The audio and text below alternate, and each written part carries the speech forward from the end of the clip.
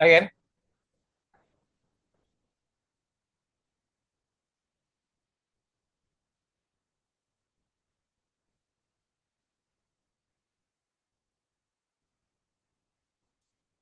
baik. Assalamualaikum warahmatullahi wabarakatuh.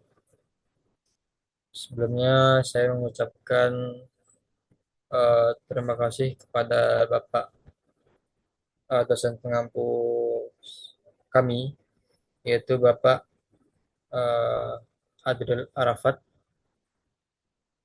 yang mana untuk video kali ini kami eh,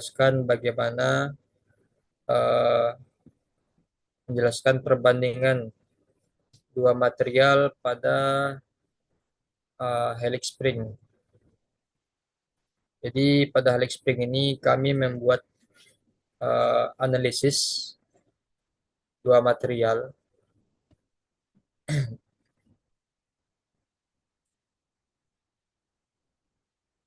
Anggota kelompok itu ada dua orang. Yang pertama Kemal Al-Ghifari dan satu lagi Yuhendri pada mata kuliah Rekayasa Material. Dosen mengampu kami yaitu Bapak Adril Arafat, STM PhD.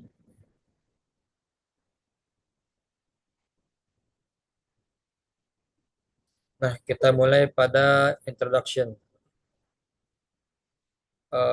Sebagaimana yang kita ketahui, pegas itu merupakan komponen mekanik yang sangat penting dalam berbagai aplikasi teknik, mulai dari otomotif, manufaktur, hingga produk elektronik dan kebutuhan sehari-hari.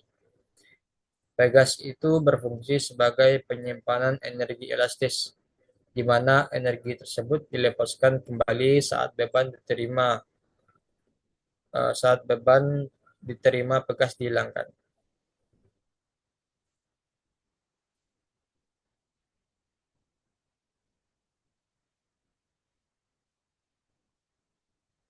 Nah, untuk masuk kepada pembahasan,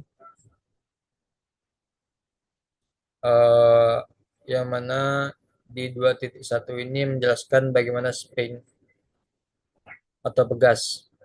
Pegas ini adalah elemen mesin fleksibel yang digunakan untuk memberikan gaya, torsi, dan juga untuk menyimpan atau melepaskan energi. Energi ini disimpan pada benda padat dalam bentuk twist, stretch, atau kompresi.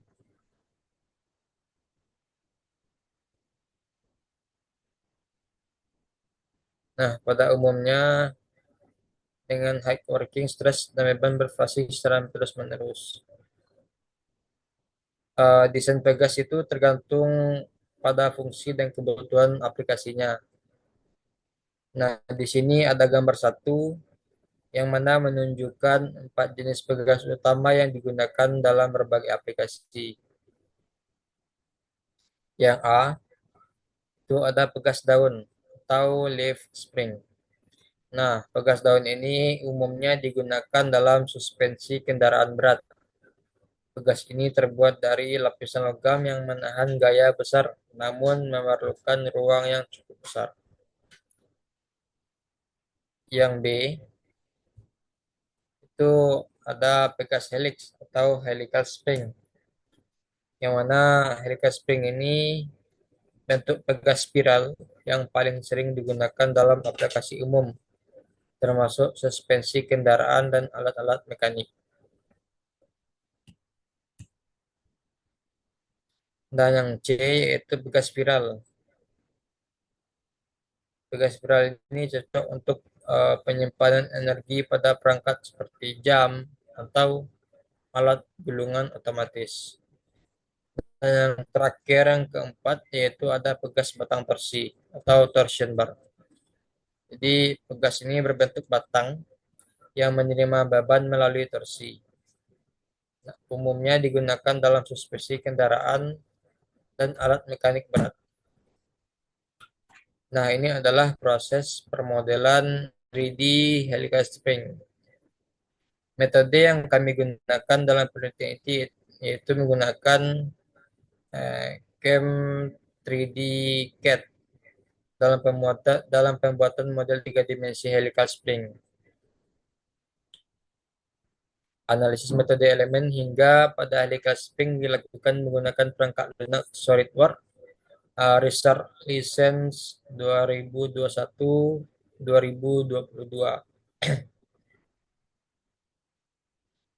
Perangkat lunak memberikan pandangan yang sangat realistis tentang keterkaitan tersebut.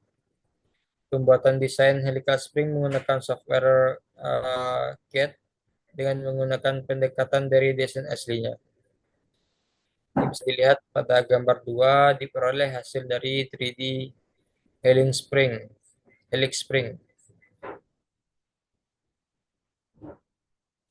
Nah, ini adalah properties material pada helix spring. Selanjutnya yaitu kondisi fixtures aquifer helical spring. Kondisi permukaan pada model helix spring terdapat pembebanan dalam pengujian dapat dilihat pada gambar 3. Nah, yang ini bisa dilihat pemberian fitur fixture aquifer pada model helix spring dijelaskan secara deskripsi. Nah, pada bagian A ini kita memberikan force. Area yang ditandai tersebut adalah tempat menerima gaya atau F.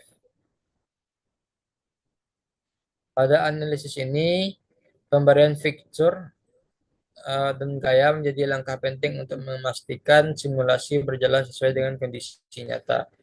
Pada peraturan fixture geometri, salah satu ujung spring diciptakan sebagai titik tetap untuk menahan pergerakan translasi maupun rotasi. Dan untuk titik B, itu ada fixture geometri.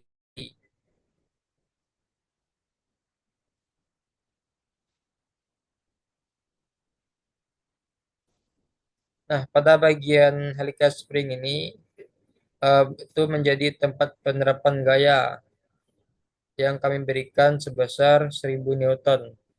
Pendekatan geometri dan force inilah yang memastikan hasil simulasi mencerminkan respon material terhadap beban dalam kondisi penahan yang realistis.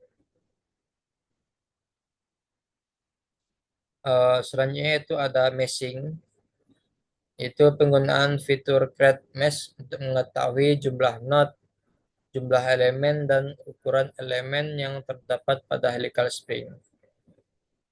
Ini adalah rincian-rincian mesh, di mana itu ada mesh type, mesh use, elemen size, tolerance, mesh quality, dan lain-lainnya. Nah, ini adalah bentuk helix spring ketika setelah di mesh. Selanjutnya bagian analisis saya berikan kepada rekan saya, Kemal Al-Ghifari. Terima kasih kepada moderator yang telah memberikan saya kesempatan untuk menyampaikan presentasi. Selanjutnya, kita akan membahas tentang analisis. Analisis pertama yang kita lakukan adalah eh, analisis vormesis helix spring.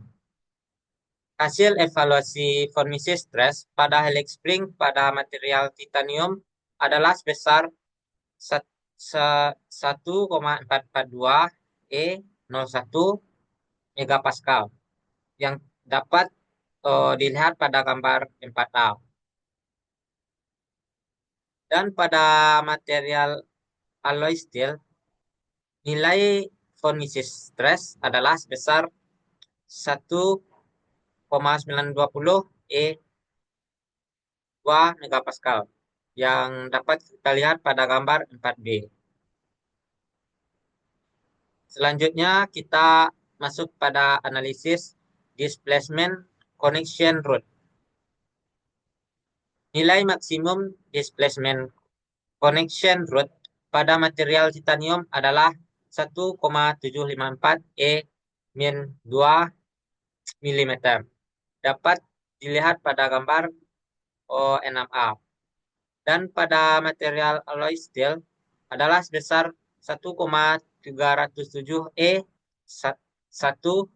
mm. Dapat dilihat pada gambar 6B. Dari kedua material ini, alloy steel menunjukkan nilai yang lebih besar. Analisis yang ketiga yaitu analisis faktor of safety helix spring.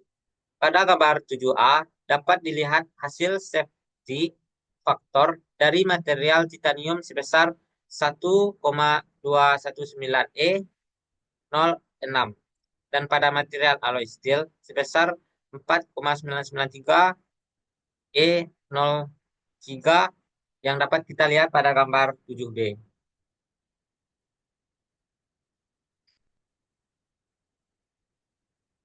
Analisis faktor of safety digunakan untuk mengetahui bahwa material yang digunakan pada helix spring tidak mengalami kegagalan.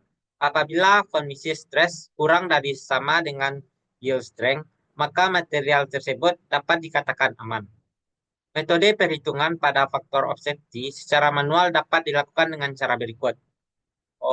Faktor pada material titanium dapat kita temukan hasilnya yaitu sebesar 970,87. Sedangkan pada material alloy steel, faktor of safety-nya kita dapatkan nilai sebesar 3,23. Pada yield strength yang terdapat pada material titanium, yakni diketahui nilai maksimal yield strength mencapai 1400 E 02 megapascal. Sedangkan material alloy steel diketahui nilai maksimal yield strength-nya mencapai 6,204 E megapascal. Setelah kita lakukan beberapa analisis di atas, dapat kita tarik sebuah kesimpulan, yaitu oh, titanium dan alloy steel. Berdasarkan hasil penelitian yang telah dilakukan dalam proses simulasi, dapat disimpulkan bahwa setelah dilakukan pengujian dan perancangan helix spring dengan bantuan software SolidWorks 2021, terlihat bahwa dengan pemberian force sebesar 1000 Newton, displacement helix spring maksimal paling tinggi terjadi pada material alloy steel, yaitu sebesar 1,307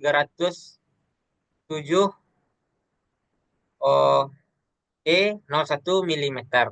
Untuk kondisi stres helix spring, maksimal paling tinggi terjadi pada material alloy steel adalah sebesar 1,920 E 0,2 megapascal. Dari kedua material tersebut, material yang lebih baik digunakan dengan faktor keamanan yang di atas adalah material titanium dengan faktor of safety sebesar 970,87. Saya kembalikan kepada moderator. Terima kasih kepada Saudara Kemal yang menjelaskan bagian analisis dari helix spring, yang mana dapat kita simpulkan bersama uh,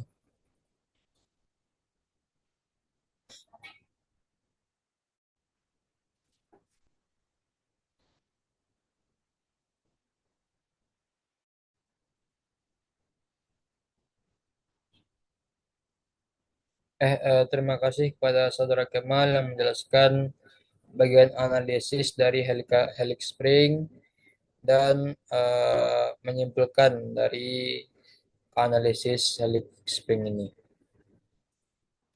Mungkin hanya itu yang dapat kami presentasikan pada analisis